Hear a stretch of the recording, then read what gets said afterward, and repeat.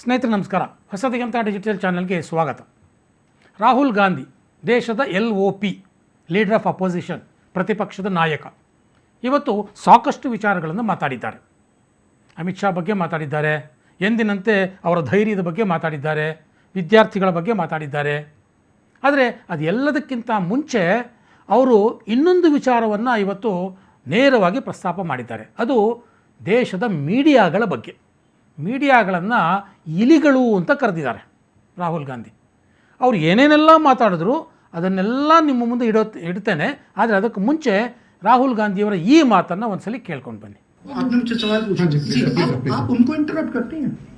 उनसे नहीं जब वो बोलते हैं मैं कांग्रेस देखती हूं सुनिए जब वो बोलते हैं आप इंटरप्ट करते हैं. आप बोलिए सर, मेरा जवाब आप इंटरप्ट करते हैं जब वो बोलते हैं. क्यों नहीं करते हैं?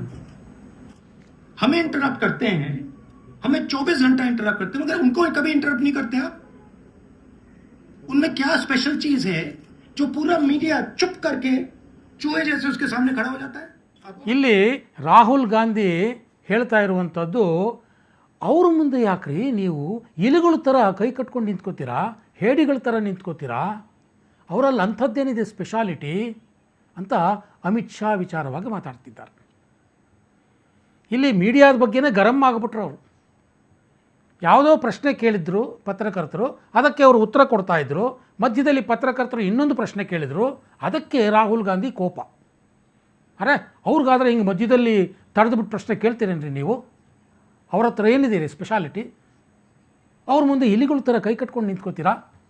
ಫ್ರಸ್ಟ್ರೇಟೆಡ್ ಮ್ಯಾನ್ ಥರ ಕಾಣ್ತಾಯಿದ್ರು ರಾಹುಲ್ ಗಾಂಧಿ.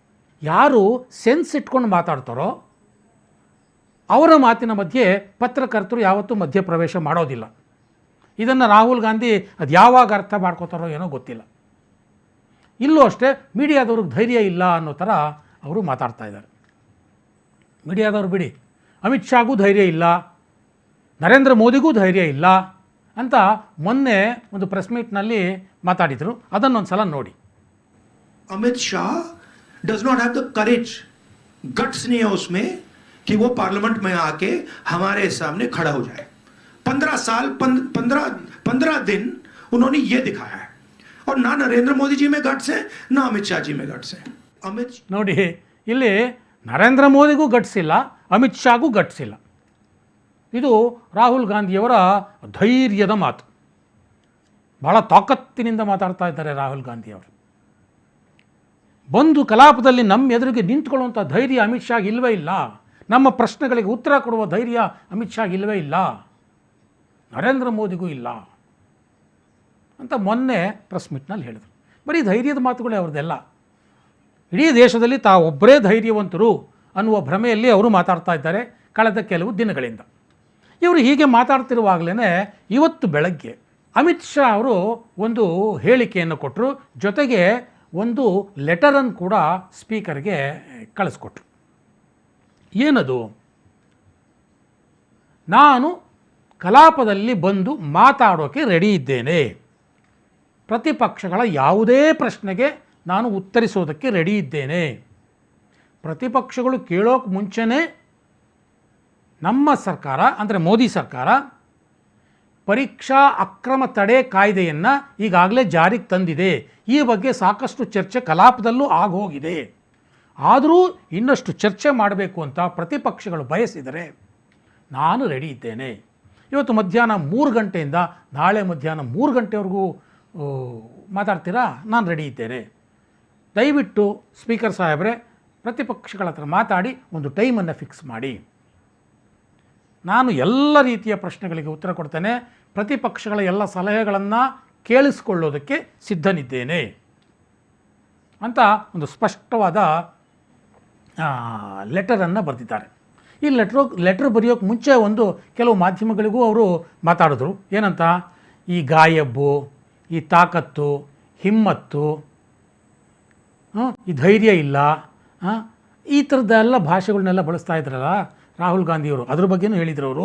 ಏನಂತಂದರೆ, ಇಂಥ ಭಾಷೆಗಳೆಲ್ಲ ಭಾರತೀಯ ಸಮಾಜಕ್ಕೆ ಒಗ್ಗುವಂಥದ್ದಲ್ಲ, ಅಂಥ ಮಾತುಗಳನ್ನೆಲ್ಲ ಆಡೋದನ್ನು ನಿಲ್ಲಿಸಬೇಕು ರಾಹುಲ್ ಗಾಂಧಿಯವರು ಅಂತ. ಆದರೆ ರಾಹುಲ್ ಗಾಂಧಿಯವರು ಏನು ಮಾಡೋದು?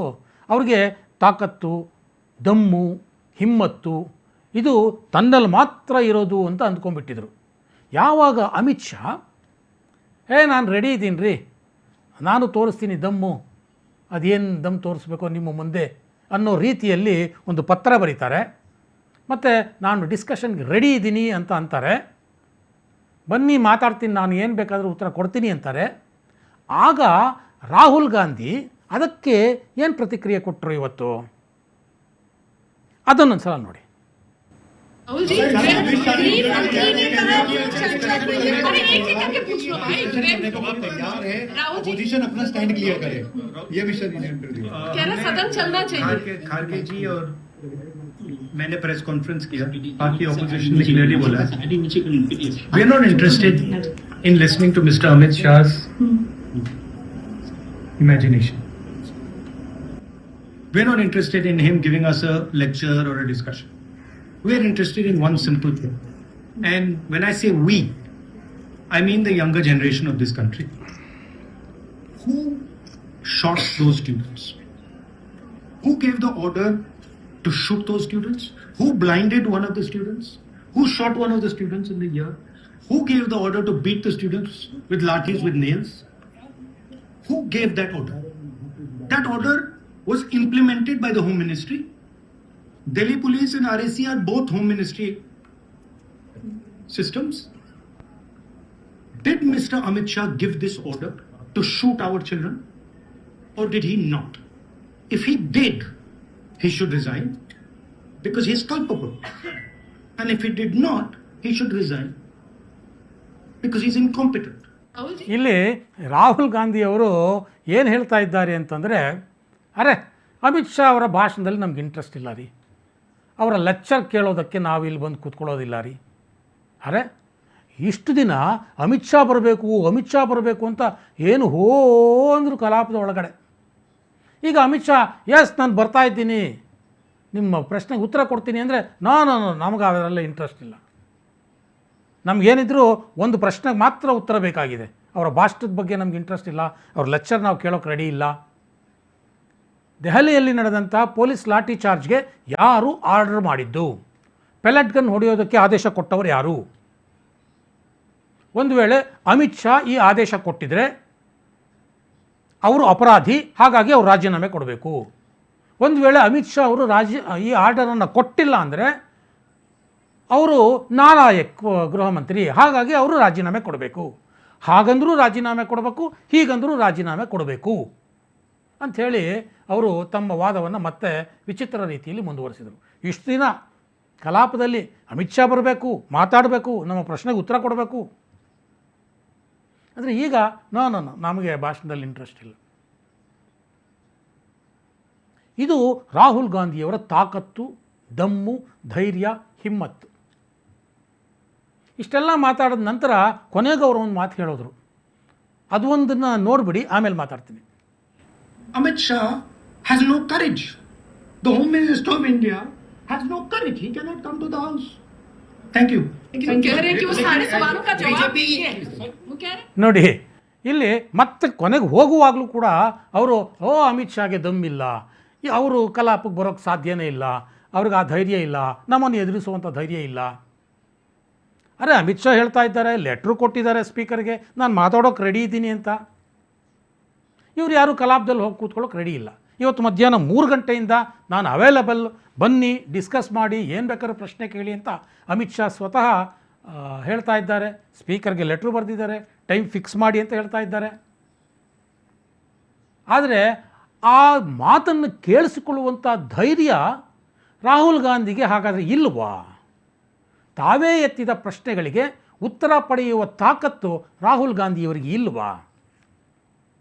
ಅಥವಾ ರಾಹುಲ್ ಗಾಂಧಿ ಬೇಕಂತಲೇ ಈ ಗೋಲ್ ಪೋಸ್ಟ್ಗಳನ್ನು ಚೇಂಜ್ ಮಾಡ್ತಾ ಇದ್ದಾರಾ?